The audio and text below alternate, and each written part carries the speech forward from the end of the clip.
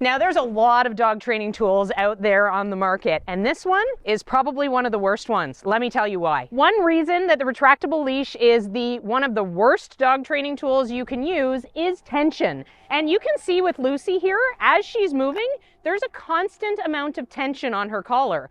And that basically is giving her the information that it's okay to pull and that she can ignore that tension on her collar. And then when I switch to a regular leash and she feels that pressure, it's actually going to work against me and against my training. And I want to make sure that you guys are set up to train your dogs well and train your dogs well on how not to pull. So do not start with a retractable leash when you're training your dog. Now, the most important thing that I want to do as a trainer when I'm working with a young dog is make sure that there's no tension on my dog's collar at any point when I'm allowing my dog to make choices, whether they're good choices or bad choices. And I'm going to react to those choices to fix things if I need to. But in a perfect world, when I go to transition from this leash to an off-leash situation later on down the road, I don't want it to be obvious to my dog. And things like those retractable leashes with that constant tension on the collar really reminds my dog that I'm on leash, and we end up a lot of the times creating dogs that are very leash-wise and know when they're on leash they have to listen, and then when they're free, the situation is very different for them. Now, specifically when I'm teaching my dog good loose leash walking skills, I want to make sure that my clip is hanging straight down on my dog's collar. And what I've formed here is what we like to refer to as a nice, gentle J shape. If you'd like some more help with your walking training, click this card right here.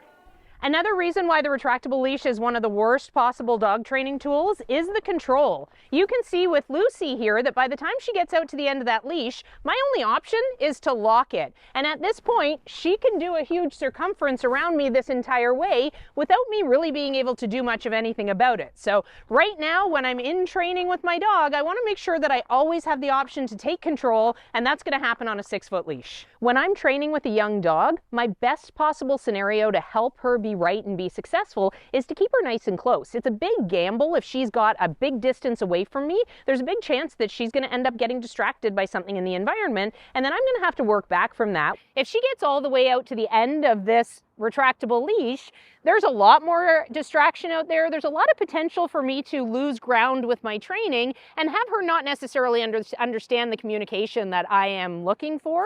It's also really hard for me to regain control. If she's out at the end of that 20-foot retractable leash, I'm going to need to physically maneuver her all the way back to me before I can actually communicate what I'm looking for. Now, if you would like personalized advice and a good training plan to help you with your dog, join us online in our Puppy Essentials or Life Skills program, where we can help you have a well-behaved family member.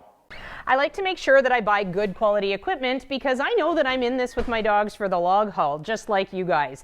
And I want to make sure that the equipment that I buy is going to be reliable. And one of the reasons that this is one of the worst dog training tools you could possibly use is that the guts in these things are plastic. And the last thing I want to do is have an equipment failure with a young dog who's still in training and doesn't have reliable skills yet. That's a recipe for disaster. Making sure that you invest in good quality equipment will be such a wise thing for you, and good quality leather leashes will last you a lifetime or more with your dog. I bought my first leather leash from McCann Dog Trainers back in 1999, and now it's 2023 and I still have that leather leash. It is still in great shape and it's soft as butter to work with. If you'd like to get a McCann leather leash of your own, check out this card. These leashes can actually be downright dangerous in busy spaces as well. A busy pet store or a busy vet clinic waiting room, these are not the places for retractable leashes. Now listen, we have covered why this is one of the worst possible dog training tools, but it may just be one of the best tools you could possibly ask for in a couple of other scenarios. One of the things that I really like retractable leashes for is teaching young dogs how to swim, which obviously is not happening anytime soon around here. But my favorite reason for using a retractable leash is when our dogs get old and they lose their hearing. My first toller was deaf from the time he was 12 to the time he was 14. And I wanted to be able to still give him a little bit of freedom to roam when we were out on walks without chancing that I might end up losing him. And young Funky here at 14 is also at that state right now. She is deaf. And the retractable leash is a really nice way of making sure that she still has a great quality of life. The big question is, at what point is my young dog ready for a retractable leash? Your dog is ready for a retractable leash once you have good verbal control.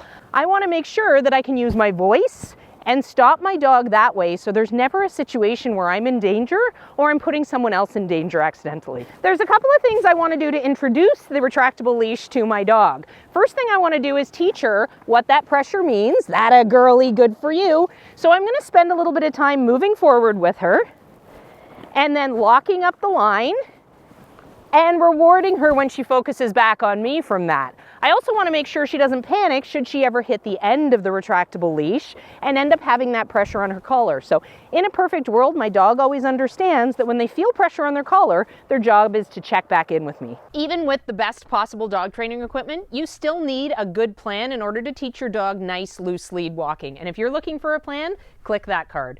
And on that note, I'm Instructor Shannon. Happy training.